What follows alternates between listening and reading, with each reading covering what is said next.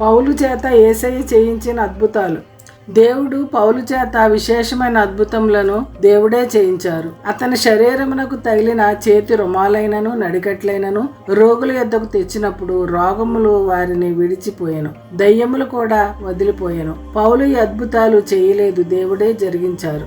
పౌలు తన శిష్యుడని అందరినీ ఒప్పించుటకు దేవుడే జరిగించారు. యాకోబు 5:15 విశ్వాస సహితమైన ప్రార్థన ఆ రోగిని స్వస్థపరచును, ప్రభు అతనిని లేపును. అతడు పాపం చేసిన వాడైతే పాపక్షమాపణ పొందును. యేసై పొందిన దెబ్బల చేత మనకు స్వస్థత కలుగుతుంది. విశ్వాసంతో ప్రార్థిస్తే ప్రభువు స్వస్థపరుస్తారు. రోగాలన్నింటిలోకి పాప రోగం భయంకరమైనది. యేసు రక్తం ప్రతి పాపము నుండి మనల్ని పవిత్రపరుస్తుంది. పాపములు క్షమించబడతాయి. అనుబంధాలు చెరిగిపోని గుర్తులు క్రీస్తును నమ్మిన వారే